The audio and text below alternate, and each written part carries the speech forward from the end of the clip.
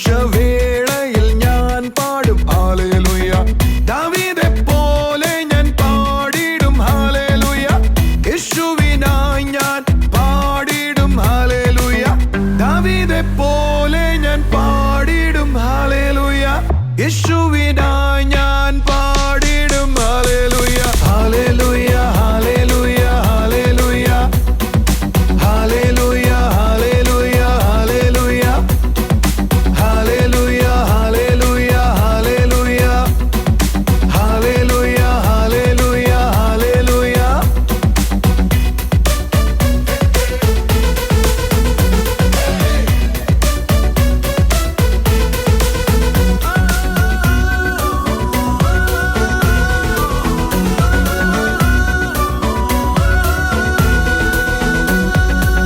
ക്രിസ്തുവിൻ കഷ്ടങ്ങളിൽ ഞാൻ പാടും ഹല്ലേലൂയ. അഗ്നിശോധനയിലും ഞാൻ പാടും ഹല്ലേലൂയ. ക്രിസ്തുവിൻ കഷ്ടങ്ങളിൽ ഞാൻ പാടും ഹല്ലേലൂയ. അഗ്നിശോധനയിലും ഞാൻ പാടും ഹല്ലേലൂയ. തേജസ്സിൻ പ്രത്യക്ഷതയിൽ ഞാൻ പാടും ഹല്ലേലൂയ. ആത്മാവിൻ നിറവിൽ ഞാൻ പാടും ഹല്ലേലൂയ. തേജസ്സിൻ പ്രത്യക്ഷതയിൽ ഞാൻ പാടും ഹല്ലേലൂയ. ആത്മാവിൻ നിറവിൽ ഞാൻ പാടും hallelujah. Hallelujah hallelujah hallelujah hallelujah hallelujah hallelujah hallelujah hallelujah. TV പ്രേക്ഷക സംഗമം തൃശൂരിൽ മെയ് 16 രാവിലെ 10:30 മുതൽ. സ്ഥലം community hall, Nehru Nagar, Kuriachira, Thrissur. Miracle Sunday കൊല്ലത്ത് മെയ് 19 രാവിലെ 8 മണി മുതൽ. സ്ഥലം district library hall, Sopanam auditorium. TV പ്രേക്ഷക സംഗമം കോട്ടയത്ത് മെയ് 22 രാവിലെ 10:30 മുതൽ. സ്ഥലം മാമൻ മാപ്പിള ഹാൾ, കോട്ടയം. TV പ്രേക്ഷക സംഗമം പാലക്കാട് മെയ് 23 രാവിലെ 10:30 മുതൽ. സ്ഥലം മോത്തി മഹൽ കല്യാണ മണ്ഡപം, KSRTC ബസ് സ്റ്റാൻഡിനു സമീപം, നൂറണി. കർത്താവിൻ്റെ ധന്യനാമം മഹത്വപ്പെടുമാറാകട്ടെ. അനുഗ്രഹിക്കപ്പെട്ട ഒരു ദിവസം കൂടെ കർത്താവിൻ്റെ വചനവുമായി നിങ്ങളുടെ മുൻപിലെത്തുവാൻ കർത്താവിനെ സഹായിച്ചതോർത്ത് ഞാൻ നന്ദി പറയുകയാണ്. ഇന്ന് നമ്മൾ കേൾക്കാൻ പോകുന്നത് ഈ വർഷം അല്ലെങ്കിൽ ഈ നാളുകളിൽ ദൈവം സഭയിൽ ചെയ്യാൻ പോകുന്നത്, നിങ്ങളുടെ ലൈഫിൽ ചെയ്യാൻ പോകുന്നത്, നിങ്ങളുടെ ഓരോരുത്തരുടെയും വീടുകളിൽ നിങ്ങൾ അനുഭവിക്കാൻ പോകുന്ന ദൈവത്തിൻ്റെ ഉദ്ദേശത്തെയാണ് ഇന്ന് നമ്മൾ കേൾക്കാൻ പോകുന്നത്. ഓരോ ആലോചനകളും ഓരോ ദൈവത്തിൻ്റെ ശബ്ദത്തെയും വിശ്വാസത്തോടെ സ്വീകരിച്ചാട്ടെ. ഈ നാളുകളിൽ അത് കാണാൻ പോവുകയാണ്. ദൈവത്തിൻ്റെ വചനം പറയുകയാണ്, സകല ജഡവും ദൈവത്തിൻ്റെ മഹത്വത്തെ കാണാനിടയാവുന്നു. നിങ്ങൾ ഓരോരുത്തരും ഈ നാളുകളിൽ ആ ദൈവമഹത്വത്തിൽ ജീവിക്കാൻ പോവുകയാണ്. നിങ്ങളുടെ ഭവനങ്ങളിൽ അത് വെളിപ്പെടാൻ പോവുകയാണ്. അനേകർ അത് കാണാൻ പോവുകയാണ്. നമുക്ക് മെസ്സേജിലേക്ക് പോകാം.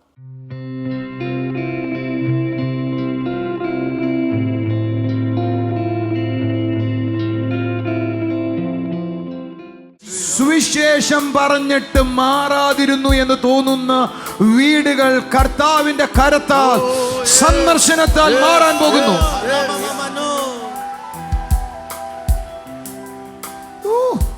ഞാൻ നിങ്ങളോട് പറയാം, നിങ്ങളുടെ പരിശ്രമം കൊണ്ട് നടന്നതല്ലാതെ അവന്റെ ശക്തി കൊണ്ട് ചിലത് മാറുന്നത് നിങ്ങൾ അനുഭവിക്കാൻ പോകുകയും.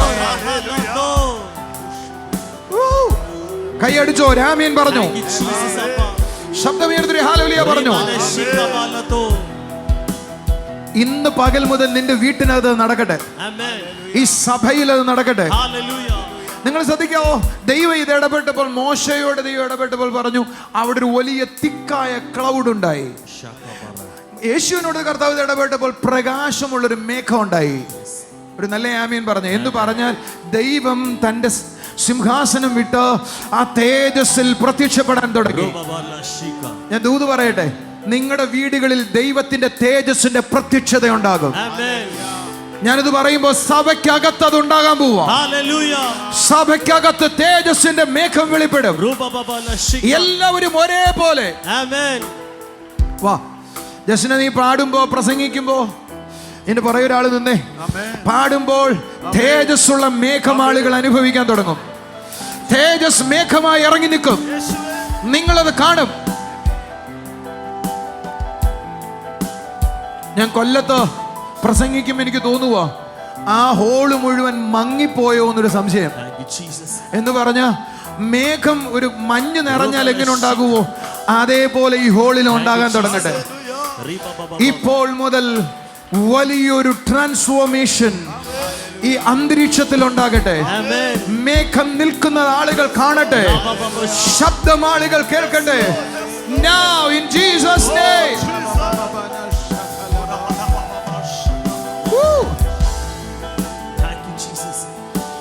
എന്റെ സങ്കേതമാണ് എന്റെ സൗരങ്ങളെ, അസാധാരണമായതാ ഞാൻ ഈ സംസാരിക്കുന്നത്. അസാധാരണമായതാ സംഭവിക്കാൻ പോകുന്നേ. നിങ്ങളത് വിശ്വസിക്കുന്നുവെങ്കിൽ ഇന്ന് പകൽ മുതൽ സംഭവിക്കാൻ പോവുക. എന്റെ കൂടെ ഉണ്ടെങ്കിൽ കൈയടിച്ചൊരു ആമേൻ പറഞ്ഞേ, ചേർന്ന് കൈയടിച്ചൊരു ആമേൻ പറഞ്ഞേ. ദൈവം നമ്മളോട് സംസാരിക്കുമ്പോ അത് നമ്മൾ മാത്രമല്ല കേൾക്കാൻ കഴിയുക, കൂടെ നിൽക്കുന്നവർക്കും അനുഭവിക്കാൻ പറ്റും എന്നുള്ള ചിന്ത എൻ്റെ തലയിലില്ലായിരുന്നു. യേശു കർത്താവ് യോഹന്നാന്റെ സുവിശേഷം 12-ാം അധ്യായം 28 മുതലുള്ള വാക്യങ്ങൾ, യേശു കർത്താവിനോട് ദൈവം സംസാരിക്കുക. അടുത്ത് നിൽക്കുന്ന ആളുകൾ പറഞ്ഞു ഇടിവെട്ടിയെന്ന്. വേറൊരു കൂട്ടർ പറഞ്ഞു ദൈവദൂതൻ അവനോട് സംസാരിച്ചെന്ന്. എന്ന് പറഞ്ഞാൽ ആ വിധത്തിൽ ചില ദൈവപ്രവർത്തികൾ വെളിപ്പെടാൻ പോകുന്നു. നിങ്ങൾ കാണുന്ന മിറക്കിള് ഒന്ന് ശ്രദ്ധിച്ചാണ് ഞാൻ പറയുന്നേ. നമ്മൾ കണ്ടുകൊണ്ടിരിക്കുന്ന മിറക്കിള് നടക്കാത്തവർ നടക്കുന്നു, SLE മാറുന്നു, ജോയിൻസുകൾ സൗഖ്യം, നമ്മൾ കണ്ടുകൊണ്ടായിരിക്കുന്നേ. പക്ഷേ ഇനി നടക്കാൻ പോകുന്ന മിറക്കിള് ഇതുപോലെയായിരിക്കും. എന്ന് പറഞ്ഞ ഇടിമുഴക്കം പോലെ ദൈവശബ്ദം അടുത്ത് നിൽക്കുന്നയാൾ, അയ്യോ അയാൾ സംസാരിച്ചുകൊണ്ടിരിക്കുമ്പോ എന്തോ ഞാൻ കേട്ടു.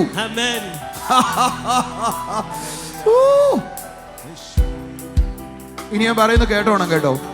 ദൈവഭൃത്യന്മാരെ ദൈവം ആ വിധത്തിൽ അറ്റസ്റ്റ് ചെയ്യും. ദൈവവുമായി ബന്ധമുള്ള ആളുകളെ ദൈവം ആ വിധത്തിൽ അറ്റസ്റ്റ് ചെയ്യും.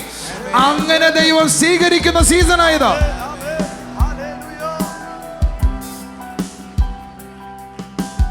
ദൈവം ഒരാളെ ഉപയോഗിക്കുക, അയാളിൽ നടക്കുന്ന അത്ഭുതങ്ങളാണ് ഇപ്പോ നമ്മൾ കാണുന്നത്, അയാളെ ദൈവം പ്രയോജനപ്പെടുത്തുന്നതായി കാണുന്നത്.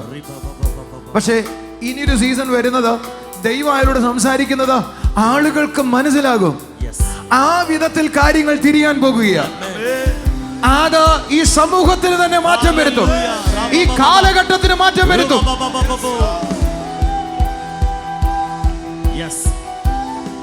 എന്റെ കൂട്ടുകാരിൽ ഒരാള് ആഫ്രിക്കയിൽ പോയപ്പോ അവിടെ ഉണ്ടാകുന്ന മന്ത്രവാദികൾ ചെയ്യുന്നൊരു കാര്യം പറഞ്ഞു. അവര് പറഞ്ഞു, അവര് മന്ത്രവാദികള് ഇടി വെട്ടിക്കണമെങ്കിൽ അവർ ഇടി വെട്ടിക്കും. നിങ്ങൾ ചിന്തിച്ചു നോക്കിയ, നമ്മൾ ഇടി വെട്ടുന്നത് കണ്ടിട്ടുണ്ടോ എപ്പോഴെങ്കിലും? ഞാനിപ്പം നിങ്ങളോട് പറയാം, ഇപ്പൊ ഇടി വെട്ടിക്കാൻ പോവാന്ന് പറഞ്ഞാൽ ഇടി വെട്ടിക്കാന്നുള്ള സ്ഥിതി ഒന്ന് ചിന്തിച്ചു നോക്കിയ നിങ്ങൾ. മന്ത്രവാദികൾ അങ്ങനെ ചെയ്യുമെന്ന്.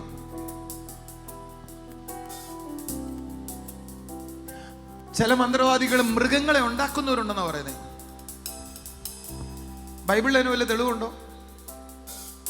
ബൈബിളിൽ തെളിവുണ്ട്. മോശയുടെ കാലത്ത് പാമ്പിനെ ഫറവോന്റെ വീട്ടിലെ മന്ത്രവാദികൾ ഉണ്ടാക്കി. മോശയുടെ കാലത്ത് ഫറവോന്റെ കൊട്ടാരത്തിലെ മന്ത്രവാദികൾ തവള ഉണ്ടാക്കി. ഒരു നല്ല ഹല്ലേലൂയ പറഞ്ഞേ. എന്നാൽ അതിനപ്പുറത്ത് ചിലത് ചെയ്യുവാൻ ദൈവം ചില എഴുന്നേൽപ്പിക്കുക.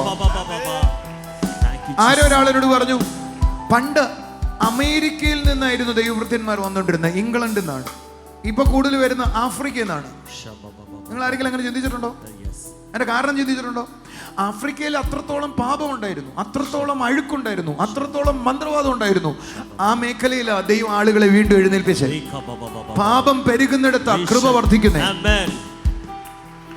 പക്ഷെ ഇത് ഇന്ത്യയുടെ സീസണാണ്, ഇത് നമ്മുടെ സീസണാണ്, ഇത് എന്റെ സീസണാണ്, ഇത് എനിക്കുള്ള സീസണാണ്.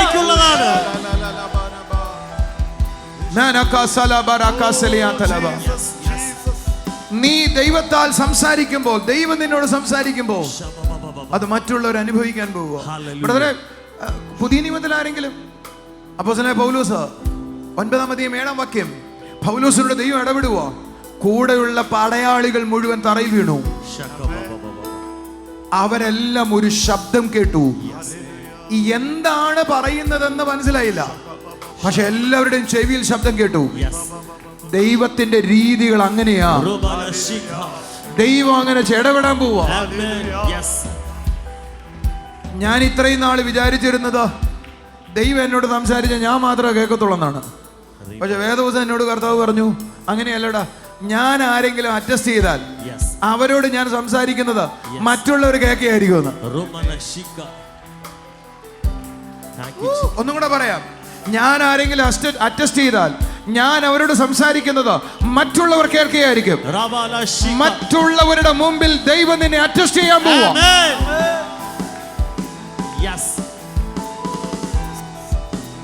ദൈവം ദാനിയേലിനോട് ഇടപെടുവാ. ദൈവം ദാനിയേലിനോട് ഇടപെടുവാ. വേദപുസ്തകം പറയുന്നത് ദൈവം സംസാരിച്ചുകൊണ്ടിരുന്നപ്പോ അവിടെ ചുറ്റുമുണ്ടായിരുന്ന ആളുകൾക്ക് സംഭ്രമം ഉണ്ടായെന്ന. മോശയോട് സംസാരിച്ചപ്പോ ഉണ്ടായി, യേശുവിനോട് സംസാരിച്ചപ്പോ ഉണ്ടായി, ഏലിയാവിനോട് സംസാരിച്ചപ്പോ ഉണ്ടായി. നിങ്ങൾ ആരെങ്കിലും ഉണ്ടോ? ദാനിയേലിനോട് സംസാരിച്ചപ്പോൾ ഉണ്ടായി, അല്ല പൗലോസിനോട് സംസാരിച്ചപ്പോൾ ഉണ്ടായി. എങ്കിൽ നിന്നോട് സംസാരിക്കുന്ന സീസൺ ആയതാ. ഞാൻ പലപ്പോഴും ചിന്തിക്കാറുണ്ടേ, നിങ്ങൾ എന്നെ ശ്രദ്ധിക്കണേ, ഇത് ഗൗരവമുള്ള കാര്യമാ, ഭയങ്കര ഗൗരവമുള്ള കാര്യമാ. നമ്മളിപ്പോ ഈ കാലഘട്ടത്തില് സയൻസ് വികസിച്ചപ്പോൾ ഉണ്ടായ ഒരു പ്രത്യേകത പറയാമോ? പനയുടെ കീഴിൽ നിൽക്കുന്ന യക്ഷിയെയും പാലയുടെ കീഴിൽ നിൽക്കുന്ന യക്ഷിയെയും കാണാനില്ലെന്ന് പറഞ്ഞ ആളുകൾ കളിയാക്കുന്നുണ്ട്. അതിന് പറയുന്ന കാരണം വെളിച്ചം വന്നതോടുകൂടി യക്ഷികളെല്ലാം വീട്ടിൽ കയറിയെന്ന്. അതോ ഇനി ജീൻസും ടോപ്പ് ഇട്ടിട്ട് ഇറങ്ങിയിട്ടുണ്ടോ എന്ന് അറിയത്തില്ല. എന്തായാലും വെള്ളം എടുത്തുള്ളൂ, അതുകൊണ്ട് കുഴപ്പമില്ല. നിങ്ങൾ ആരെങ്കിലും ഒരു കൂടെ ഉണ്ടോ? ആരോ ഒരാളോട് പറഞ്ഞു, ബ്രദറെ, യക്ഷിക്കഥകളെല്ലാം കള്ളക്കഥകളായിരുന്നു എന്നും മനുഷ്യന്റെ തോന്നലായിരുന്നു എന്നും തോന്നുന്നുണ്ട്. സയൻസ് വികസിച്ചു, കരണ്ട് വന്നു, യക്ഷികളും പോയി. ആരെങ്കിലും എൻ്റെ കൂടെ ഉണ്ടോ? എന്നാൽ നിങ്ങൾ അറിയേണ്ടത്, അദൃശ്യ ശക്തികളില്ല എന്ന് പറയുന്നവരുടെ മുമ്പിൽ ദൈവം ഉണ്ട് എന്ന് തെളിയിക്കുന്ന ഒരു സീസൺ എഴുന്നേക്കുക. ഇത് നിങ്ങൾക്ക് എത്രത്തോളം മനസ്സിലായി കാണുമെന്ന് എനിക്ക് അറിയത്തില്ല. അദൃശ്യ ശക്തികൾ, ദുഷ്ശക്തികളുണ്ട്, ദൈവശക്തി ഉണ്ട് എന്ന് സയൻസ് വാദിക്കുന്നിടത്ത് അങ്ങനെ ഉണ്ടെന്ന ശബ്ദങ്ങൾ കൊണ്ട്, അടയാളങ്ങൾ കൊണ്ട് ദൈവത്തിന്റെ ജനം വെളിപ്പെടുത്തുന്ന സീസൺ വരുവോ? ബൈബിളിൽ എവിടെയെങ്കിലും അതിന് തെളിവുണ്ടോ? സകല ജഡവും അന്ന് അവന്റെ മഹത്വം കാണുമെന്ന്. എന്റെ കൂടെ ഉണ്ടെങ്കിൽ അടുത്തിരിക്കുന്ന ആളുടെ കൈ എടുത്തിട്ട് പറ, സകല ജഡവും എന്ത് ചെയ്യും? സകല ജഡവും എന്ത് ചെയ്യും? കുന്നുകൾ നികന്നു വരും, താഴ്വരകൾ ചൊവ്വാകും, വളഞ്ഞതും ദുർഘടമായതും നേരെയാകും. സകല ജഡവും അത് കാണാനായി തുടങ്ങും. അവിശ്വാസികൾ കാണും, വിശ്വാസികൾ കാണും, ദൈവത്തെ നിരോധിക്കുന്നവർ കാണും. സകല ജഡവും കാണുന്ന വിധത്തിൽ ദൈവശക്തി വെളിപ്പെടും. അന്ത്യകാലത്ത് ജനിക്കാൻ കഴിഞ്ഞത് എത്ര വലിയ കാര്യമോ! ദൈവം ഉണ്ടാ എന്ന് കാണിക്കുന്ന ആളുകളെ ഇവരെങ്കിൽ ഞങ്ങൾ എന്നെ കാണിച്ചു കാടാന്ന് ചോദിക്കുന്ന വിധത്തിൽ വെല്ലുവിളി ഉണ്ടാകും. ഒന്നും കൂടെ പറയാം, ദൈവം എന്തിയടാ കാണിക്കടാ എന്ന് പറയുന്ന വെല്ലുവിളി എഴുന്നേൽക്കും. എന്നാൽ അതിന്റെ നടുവിൽ ആ വെല്ലുവിളിക്ക് മറുപടിയായി ദൈവം എഴുന്നേൽക്കും. ഞാൻ പലപ്പോഴും ചോദിച്ചിട്ടുണ്ട്, ദൈവമേ എന്താ നീ എഴുന്നേൽക്കാത്തന്ന്? ഒരു ഹല്ലേലൂയ പറയാവോ? മോശയുടെ നടുവിൽ ഫറവോൻ ഇത് ഞങ്ങൾക്കും പറ്റുമെന്ന് തെളിയിച്ചപ്പോ ആ തെളിയിച്ചതിനെ വിഴുങ്ങുന്നതായിരുന്നു ദൈവത്തിന്റെ കൈ. മോശയുടെ കൈ നാലാമത്തെ അത്ഭുതത്തിലേക്ക് വന്നപ്പോൾ അവിടെയുള്ള മന്ത്രവാദികൾ മുഴുവൻ പറഞ്ഞു, ഇനി അതിനോട് കളിക്കണ്ട, അത് ദൈവത്തിന്റെ വിരലാണ്. കുറച്ചും കൂടെ പറഞ്ഞ, ദൈവത്തിന്റെ കൈ നേരിട്ട് ചലിക്കുന്നത് നിങ്ങളും ഞാനും കാണാൻ പോവാ. Come on, കൈ അടിച്ചൊരു ആമേൻ പറ. ഞാനൊരു ദൂത് പറയട്ടെ, ആ ദൈവത്തിന്റെ കൈ എന്ന് പറയുന്നത് നിങ്ങളാണ്. ആ ദൈവത്തിന്റെ കൈ എന്ന് പറയുന്നത് നിങ്ങളാണ്. ക്രിസ്തുവിന്റെ സഭയാണ്. നിങ്ങൾക്കറിയാം, ശിശു ജനിച്ചു എന്ന് പറയുന്ന യെശയ്യാ പ്രവാചകന്റെ പുസ്തകം അറിയാം. അവനോട് അടുത്ത വാചകം എഴുതിയിരിക്കുന്നു അറിയോ? അധികാരം അവന്റെ തോളിലാണ് എന്ന് പറഞ്ഞേ. നമ്മൾ പറയുമ്പോൾ യേശുവിന്റെ മേൽ അധികാരം ഉണ്ടെന്നാ തോന്നുന്നേ. അങ്ങനെയല്ല എൻ്റെ അർത്ഥം. സഭയാണ് ശരീരം, സഭയാണ് ശരീരം. ശരീരമാകുന്ന തോളിലാണ് അധികാരത്തെ ഏൽപ്പിച്ചിട്ടുള്ളത്. കൂടെ ഉണ്ടെങ്കിൽ കൈയടിച്ചു ആമേൻ പറ. ശ്രദ്ധിക്കൂ, യേശുവിന്റെ അധികാരത്തെയാണ് കാണിച്ചിരുന്നതെങ്കിൽ അധികാരം കയ്യിലാന്ന് പറഞ്ഞേനെ. യേശുവിന്റെ അധികാരം കയ്യിലാണെന്നല്ല പറഞ്ഞേ, അധികാരം അവന്റെ തോളിലാണെന്നാ പറഞ്ഞേ. എന്ന് പറഞ്ഞ സഭയ്ക്ക് ദൈവം അധികാരത്തെ ഏൽപ്പിക്കുകയാണ്. സഭ പട്ടണങ്ങളെ റൂൾ ചെയ്യും, രാജ്യങ്ങളെ റൂൾ ചെയ്യും. സഭ ദൈവത്തിന്റെ കൈയായി വെളിപ്പെട്ടു വരും. കുറച്ചും കൂടെ കയറി പറഞ്ഞ, നിങ്ങളും ഞാനും ദൈവത്തിന്റെ കൈയാകും, ദൈവത്തിന്റെ വിരലാകും. നീ ദൈവത്തിന്റെ വിരലാകും, നീ ദൈവത്തിന്റെ കൈയാകും. ഒന്ന് കൈ അടിച്ചിട്ട് ഹല്ലേലൂയ പറഞ്ഞാട്ടെ, ശബ്ദമേർത്തിട്ട് ഹല്ലേലൂയ പറഞ്ഞാട്ടെ. നിങ്ങൾക്ക് ഞാൻ പറയുന്നത് മനസ്സിലാക്കാൻ പറ്റുന്നു എന്ന് എൻ്റെ വിശ്വാസം. ഞാൻ ദൈവത്തിന്റെ കൈയാകും പറ. ഞാൻ ദൈവത്തിന്റെ വിരലാകും. അധികാരം എൻ്റെ കൈകളിലാണ്. സഭയുടെ തോളിലാണ് അധികാരം. സഭയാണ് അധികാരം. ഒന്ന് ചേർന്ന് കൈ അടിച്ചുകൊണ്ട് പറ, സഭയാണ് അധികാരം. സഭ, സഭ, സഭ, ജീസസ് വേൾഡ് റൂൾ ചെയ്യാൻ പോകുന്നു.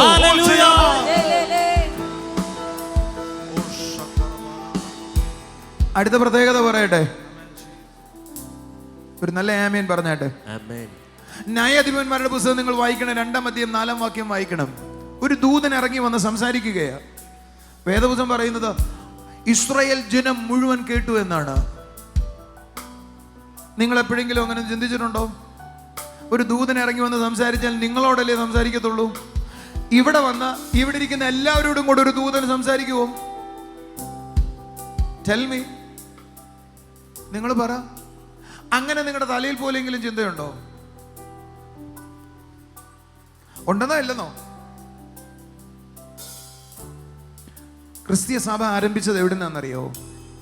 ഒരു ദൂതൻ ഇടയന്മാരുടെ നടുവിലേക്ക് ഇറങ്ങി വന്നിട്ട് പറയുക, ഇടയന്മാരെല്ലാവരും കേൾക്കെ, സകല ജനത്തിനുമുള്ള മഹാ സന്തോഷത്തെ ഞാൻ നിങ്ങളോട് അറിയിക്കുകയാണ്.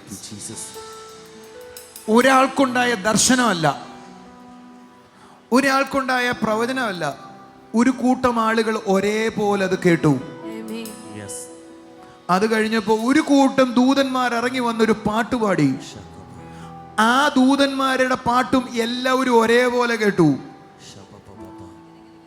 എന്ന് പറഞ്ഞ സ്വർഗം യാഥാർത്ഥ്യമായി താഴെ വെളിപ്പെട്ടു വന്നു. ഞാൻ വായിക്കുന്നത് ദൂതന്മാർ പോയ ശേഷം ഞാൻ വിചാരിക്കുന്നത് ഇടയന്മാരുടെ കൂടെ അവർ കുറച്ചു നേരം ഇരുന്നു എന്നാണ് എൻ്റെ വിശ്വാസം. ഞാനിത് പറയുമ്പോൾ, ഞാനിത് പ്രവചിക്കുമ്പോൾ ഞാൻ കർത്താവിൽ നിന്ന് കേട്ടൊരു ശബ്ദമായിട്ട് മാത്രമാണ് ഞാൻ ചിന്തിച്ചത്. പക്ഷേ ഞാൻ കഴിഞ്ഞ ദിവസം ബെനിറ്റ ഫ്രാൻസിസ് അല്ലെങ്കിൽ എസെക്കിയലിൻ്റെ വൈഫ് പ്രവചിച്ചത്, ഈ ന്യൂ ഇയർ പ്രവചനം ഞാൻ കേട്ടപ്പോൾ, നമ്മൾ പ്രവചിച്ചതിന് ശേഷം കേട്ടിട്ടുള്ളത് കേട്ടോ, അവർ പറയുന്നൊരു വാചകം കണ്ടു, ചർച്ചുകളിൽ ദൈവദൂതന്മാർ വന്നിട്ട് ആ ചർച്ചിനോട് ദൂതന്മാർ സംസാരിക്കുമെന്ന്. ഞാൻ ചിന്തിക്കുക, ഒരാളോടല്ല കർത്താവ് ഇത് പറഞ്ഞത്, ഒരു കൂട്ടത്തോട് ഇത് പറയാനിടയായി. നിങ്ങളൊരു ആമേൻ പറയാമോ? അതിന്റെ അർത്ഥം ഒരു സീസൺ എഴുന്നേൽക്കുന്നു. ആമേൻ, ഹല്ലേലൂയ. ദൂതന്മാരുടെ സന്ദർശനം ഓരോ വീടുകളിലും ഉണ്ടാകട്ടെ. ദൂതന്മാർ സംസാരിക്കുന്നത് കാതുകളിൽ കേൾക്കുവാൻ കഴിയട്ടെ. വ്യക്തിപരമായ ജീവിതത്തിൽ അനുഭവിക്കട്ടെ. ആത്മീയ നിലവാരം മാറട്ടെ. കർത്താവ് നിങ്ങളെ ഓരോരുത്തരെയും അടുത്ത ലിഫ്റ്റിങ്ങിലേക്ക് കൊണ്ടുവരട്ടെ. കർത്താവ് അനുഗ്രഹിക്കട്ടെ. നമുക്കിനി ചില സാക്ഷ്യങ്ങളിലേക്ക് പോകാം.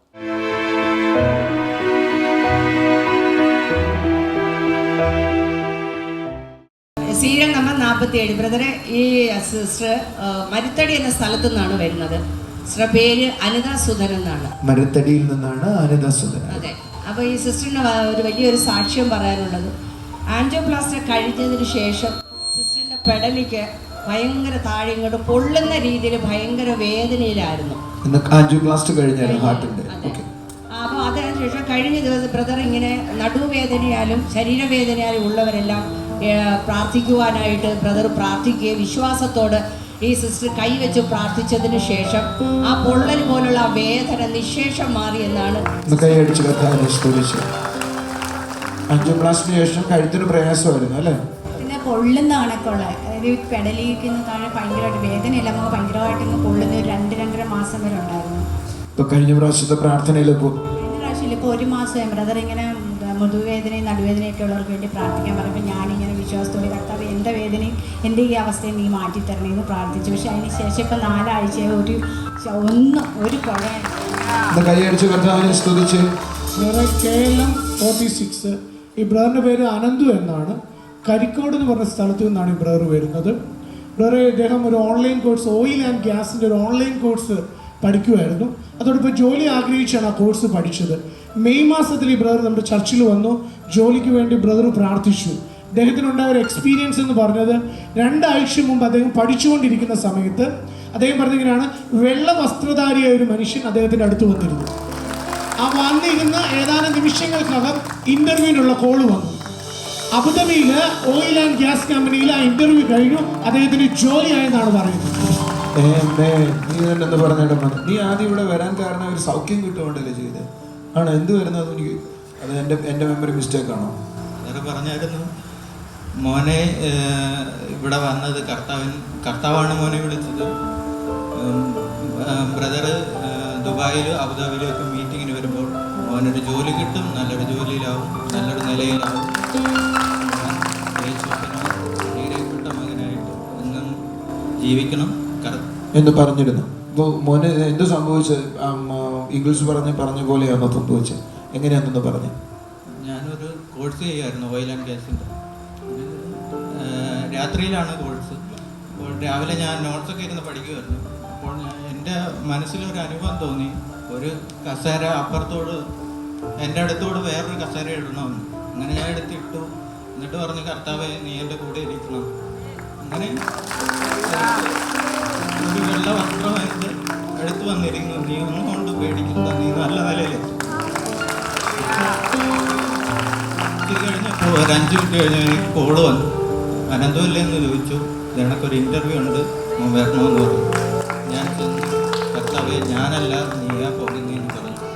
2 ക്വസ്റ്റ്യൻ മാത്രമേ ചോദിച്ചുള്ളൂ, 2 പാസ്. ഇനി ഒരു കോഴ്സ് ഉണ്ട് 1 മാസത്തേക്ക്. അത് കഴിഞ്ഞ് ഫ്രീ വിസ കിട്ടാൻ ബ്രദർ പ്രാർത്ഥിക്കണം. ഒന്ന് കൈയടിച്ച് കർത്താവിനെ സ്തുതിച്ച്. ദൈവം വഴികളെ തുറക്കുന്ന വിധം ഒന്ന് ശ്രദ്ധിച്ച് ഒന്ന് ചേർന്ന് കൈയടിച്ച് ഒരിക്കൽ കൂടുന്ന ശബ്ദം ഉയർത്തി ആമേൻ പറഞ്ഞു. കൈകളടിച്ച് കർത്താവിനെ സ്തുതിക്കുക, സന്തോഷപ്പെടുക. മിറക്കിൾ സൺഡേ അഞ്ചലിൽ മെയ് 26 രാവിലെ 8:30 മുതൽ. സ്ഥലം Jesus world worship centre, Anchal. TV പ്രേക്ഷക സംഗമം കാട്ടാക്കട മെയ് 29 രാവിലെ 10:30 മുതൽ. സ്ഥലം ദേവി ഓഡിറ്റോറിയം, കാട്ടാക്കട. നാട്ടിലെ ഉണർവ് കരവാളൂർ മെയ് 29, 30 തീയതികളിൽ വൈകുന്നേരം 6:30 മുതൽ. സ്ഥലം Koippuram auditorium, Karavalur. Thank you Jesus. ദൈവം ചെയ്യുന്ന ഓരോ നന്മകൾക്കുമായി നന്ദി പറയുന്നു. ഇന്ന് എന്നോടൊപ്പം ആയിരിക്കുന്ന ഓരോ കുടുംബങ്ങളിലും ദൈവത്തിൻ്റെ പ്രവൃത്തി ഉണ്ടാകട്ടെ. വിശ്വാസത്തിൻ്റെ വാക്കുകൾ ആ വീട്ടിൽ അത് ഒരു ശബ്ദമായി നിൽക്കട്ടെ. ഓരോ വ്യക്തികളുടെയും ചെവിയിൽ അതുണ്ടാകട്ടെ, വായിലതുണ്ടാകട്ടെ. നിങ്ങൾ സംസാരിക്കുന്ന വാക്കുകൾ വിശ്വാസത്തിൻ്റേതാകട്ടെ, ദൈവമഹത്വത്തെ വെളിപ്പെടുത്തുന്നതാകട്ടെ. കർത്താവെ, ഞാൻ ഈ കുടുംബങ്ങളെയൊക്കെ അനുഗ്രഹിച്ച് പ്രാർത്ഥിക്കുന്നു. കർത്താവെ, ഇന്ന് കേട്ട ദൈവജനം പോലെ എൻ്റെ ദൈവത്തിൻ്റെ പ്രവൃത്തി വീടുകളിൽ കർത്താവെ അത് വെളിപ്പെട്ട് വരട്ടെ അപ്പാ. ജീവിതത്തിൽ വെളിപ്പെട്ട് വരട്ടെ അപ്പാ. ഇവരുടെ പ്രാർത്ഥന ലൈഫ് മാറട്ടെ അപ്പാ. Thank you Jesus. കർത്താവെ, അടുത്തൊരു ആത്മീയ അനുഭവത്തിലേക്ക് വരട്ടെ അപ്പാ. Hallelujah. Thank you Jesus. Thank you Jesus. അപ്പോൾ അവിടുന്ന് ചെയ്യുന്ന ഓരോ പ്രവൃത്തികൾക്കുമായി നന്ദി പറയുന്നു അപ്പാ. നന്ദി പറയുന്നു കർത്താവേ, നന്ദി പറയുന്നു കർത്താവേ. ചവിട്ടിയുടെ ബിസിനസ് ചെയ്യുന്ന ഒരു വ്യക്തിയെ കാണാം. മീൻ കർത്താവിൻ്റെ കരം ആ വീട്ടിൽ ചലിക്കുകയാണ്. യേശുവിൻ്റെ നാമത്തിൽ പ്രാർത്ഥിക്കുന്ന കർത്താവേ, അപ്പോൾ ആ കുടുംബം അനുഗ്രഹത്തിലേക്ക് വരട്ടെ, ആ കുടുംബം അനുഗ്രഹത്തിലേക്ക് വരട്ടെ അപ്പാ, നന്മയിലേക്ക് വരട്ടെ അപ്പാ, നന്മയിലേക്ക് വരട്ടെ അപ്പാ. Thank you Jesus, thank you Jesus. കർത്താവേ, അവിടുന്ന് ചെയ്യുന്നതിനായി നന്ദി പറയുന്നു അപ്പാ, നന്ദി പറയുന്നു കർത്താവേ. മീൻ ഡിസ്ക് തന്നെയിരിക്കുന്ന, ഡിസ്കിന് വേദന, നടുവിന് വേദനയുള്ള ഒരു വ്യക്തിയെ കർത്താവ് തൊടുകയാണ്. നടുവേദനയാൽ ഭാരപ്പെട്ട ആരെങ്കിലും ഇത് കാണുന്നുണ്ടെങ്കിൽ വിശ്വാസത്തോടെ കൈകളെ അവിടെ വെച്ചാട്ടെ. യേശുവിൻ്റെ നാമത്തിൽ പ്രാർത്ഥിക്കുന്ന കർത്താവേ, യേശുവിൻ്റെ നാമത്തിൽ പ്രാർത്ഥിക്കുന്ന കർത്താവേ. ആ വ്യക്തി ചുമപ്പും ക്രീം കളറുമായുള്ള ഒരു ഡ്രസ്സുമായിട്ടാണ് ആയിരിക്കുന്നത്. കർത്താവേ, നിൻ്റെ കൃപ ചലിക്കട്ടെ അപ്പാ, കൃപ ചലിക്കട്ടെ അപ്പാ. ഇപ്പോഴാ സൗഖ്യം ചലിക്കട്ടെ അപ്പാ, ഇപ്പോഴാ സൗഖ്യം ചലിക്കട്ടെ അപ്പാ. യേശുവേ, അവിടുന്ന് ചെയ്യുന്നതിനായി നന്ദി പറയുന്നു. Thank you Jesus, thank you Jesus. സ്വർഗീയ പിതാവേ, അവിടുന്ന് ഞങ്ങളുടെ പ്രാർത്ഥന കേട്ടതിനായി സ്തോത്രം. യേശുവിൻ്റെ നാമത്തിൽ തന്നെ ആമീൻ, ആമീൻ. കർത്താവിൻ്റെ കൃപയിൽ നമുക്ക് ഓരോരുത്തർക്കുമായിരിക്കാം. God bless you.